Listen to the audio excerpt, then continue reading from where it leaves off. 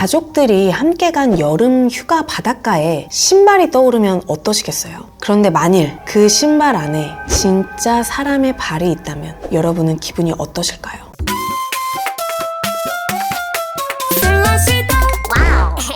안녕하세요.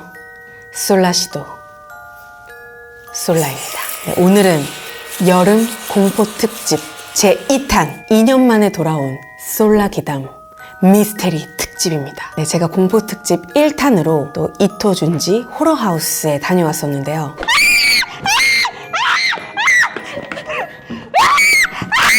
2탄 미스테리 특집으로 이렇게 돌아왔습니다. 지금부터 시작합니다.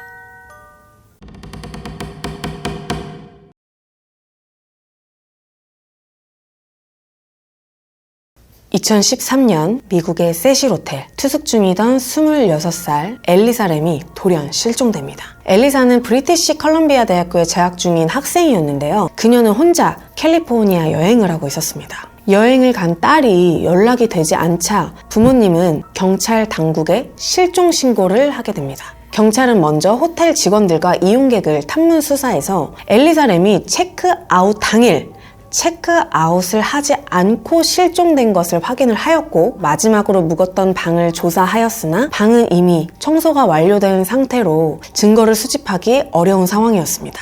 다행히 그녀가 두고 간 물건을 따로 보관을 해서 소지품을 찾는 데 성공을 하는데요. 이때 램은 자신의 모든 소지품을 두고 사라졌다는 것을 알게 되었습니다. 모든 소지품을 두고 사라진 거라면 납치일까요? 경찰은 납치 가능성을 생각해서 조사를 하게 됩니다. 사실 그 호텔은 LA에서 좀 치안이 좋지 않은 곳으로 유명한 곳이었어요. 납치를 염두한 경찰은 마지막으로 그녀가 머문 호텔 CCTV를 뒤지게 되었고요. 그녀의 마지막 모습인 호텔 엘리베이터 CCTV를 확보하게 됩니다. 그런데 공개된 CCTV 마지막 모습의 그녀는 이상하다 못해 기괴하기까지 합니다. 그녀는 혼자 엘리베이터 층을 여러 버튼을 누르고 문이 닫히지 않자 머리만 내밀고 밖을 막 보면서 몸을 구석으로 막 붙인다든지 엘리베이터 밖으로 나가서 무언가를 향해 손을 내젓는 행동을 합니다. 그리고 느릿느릿하게 움직이면서 원인 모를 미소도 짓습니다. 들리지 않지만 그녀는 혼잣말을 무언가 했다고 하는데요. CCTV의 위치를 마지막으로 경찰은 그녀가 호텔 내부에서 실종되었다는 사실을 알고 찾아보았지만 실종이 한 달이나 지난 상태로 그녀를 찾기는 힘들었습니다.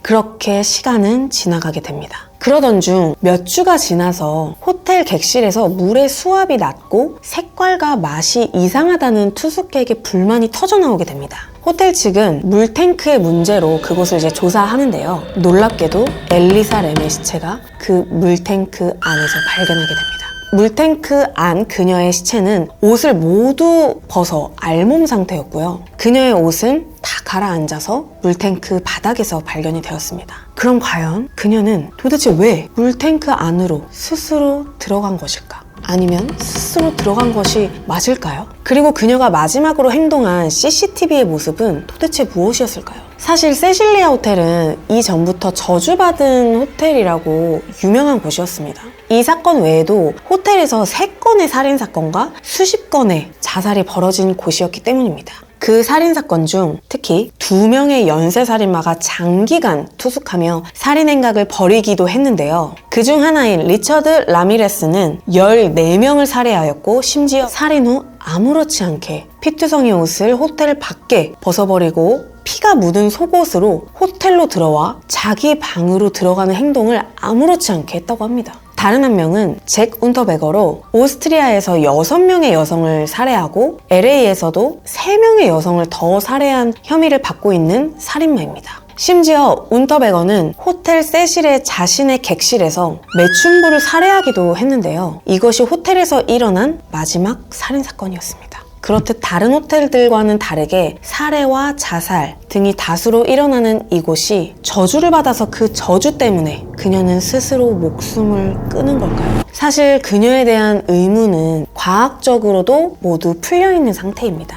그녀는 원래 정신병을 앓고 있었고 복용을 제때 하지 않아서 증세가 악화되어 정신착란 증세 때문에 사람을 피해 물탱크로 숨었다가 익사했다고 밝히고 수사를 종결했습니다. 그리고 옷이 벗겨진 이유는 물탱크 속 차가운 물의 온도로 인해서 저체온증이 걸려서 증상 중 하나인 오히려 덥게 느껴져서 옷을 벗어버리는 증상이 나타났다는 것인데요. 과학적으로는 모두 납득이 되는 사건이지만 왜인지 그 CCTV에 남은 그녀의 기이한 행동이 머릿속에 남는 사건입니다. 과연 정신착란 증세를 갖고 있던 그녀가 엘리베이터 맨 꼭대기층을 찾고 물탱크로 올라가는 사다리를 찾아서 올라가고 뚜껑을 열고 또 그곳에 들어갈 수 있었을까요? 과연 이 모든 것이 우연이었을까요?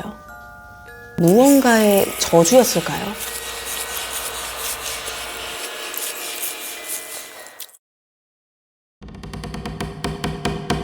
두 번째 이야기입니다. 만약 가족들이 함께 간 여름 휴가 바닷가에 신발이 떠오르면 어떠시겠어요? 누군가가 잘못해서 벗겨진 신발이겠구나 하시겠죠? 그런데 만일 그 신발 안에 진짜 사람의 발이 있다면 여러분은 기분이 어떠실까요? 2007년 8월 20일 캐나다의 제디디아 섬에서 여행 온 가족 중 12살 소녀가 잘려있는 발을 발견합니다.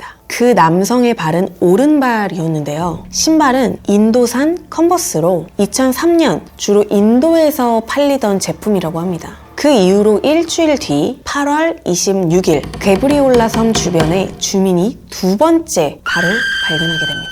이번에도 역시 남성의 오른쪽 발이었고 부패가 진행이 되어 동물에 의해 훼손되어 있었다고 합니다. 신발은 리복이었는데요. 2004년 북미를 중심으로 팔리던 것으로 그 당시 2007년에는 이미 단종되었다고 하네요. 사실 이때까지는 그냥 사고사된 변사체 중 발이 떠내려온 것이라고 생각해서 크게 화제가 되진 않았습니다. 그렇지만 2008년 2월 8일 발데스 섬 발목공 2명이 세 번째 발을 발견하게 됩니다. 역시 남성의 오른쪽 발이었고요. 신발은 나이키 운동화였습니다. 이 표에서 보다시피 해당 구역은 서로 가까웠고요. 모두 남성의 오른쪽 발이었기 때문에 각기 다른 사람이었습니다. 당시 이 신원 미상의 발들에 관해 여러 가지 추측이 많았는데요. 가장 큰 지지를 얻은 가설은 비행기 충돌로 인해 실종된 5명의 남자들의 시체에 발이 떠내려온 것이라고 추측했습니다. 그로부터 3달 뒤 5월 22일 리치몬드 커크랜드 섬 섬지기가 북쪽 해변을 돌다가 네 번째 발을 발견하게 됩니다.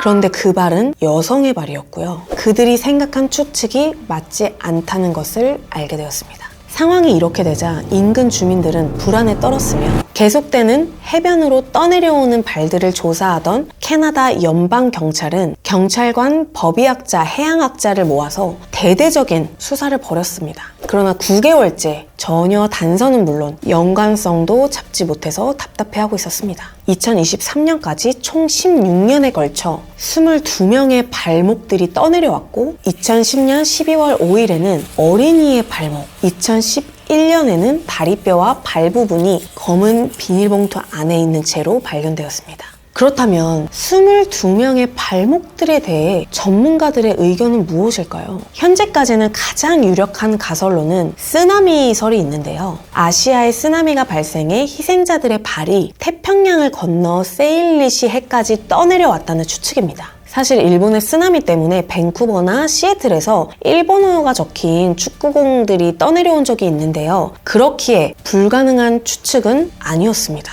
그렇다면 왜 그 많은 쓰나미 시체들이 2007년부터 갑자기 나타나기 시작한 것인지, 그리고 초반에 발견된 발들은 모두 그 지역 사람들이었는데요. 과연 쓰나미가 맞을까요?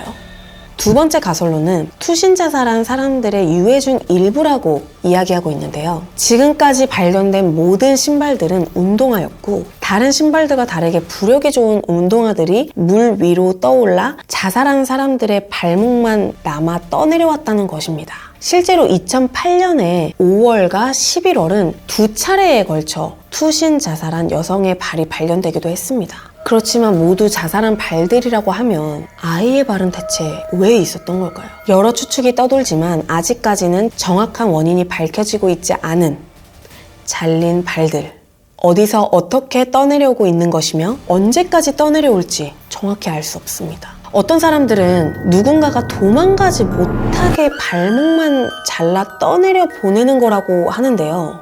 정말 누군가가 계속 납치 후 사람의 발목을 자르고 있는 걸까요? 그렇다면 정말 끔찍하네요. 이렇게 두 가지 사건들을 한번 알아보았습니다. 저도 들으면서 굉장히 섬뜩하기도 하고 너무 안타깝기도 하고 슬프기도 하고 속상한 사건들이었는데요. 용왕님들은 또 어떻게 들으셨을지 모르겠네요. 제가 여름 특집으로 이렇게 좀 미스테리한 사건들을 한번 다뤄봤는데요. 우리 용왕님들께서 들려주고 싶은 이야기가 있다면 언제든 댓글로 남겨주시기 바라겠습니다. 그럼 지금까지 솔라였습니다. 제가 여름 또 공포 특집을 준비하면서 또 뭔가 새로운 거를 하고 싶은데 뭔가 추천해 주실 만한 게 있다면 댓글로 좀 남겨주시면 제가 여름 공포 좋아하시는 분들, 저도 또 좋아하니까 한번 추진해 보도록 하겠습니다. 댓글로 많이 남겨주세요.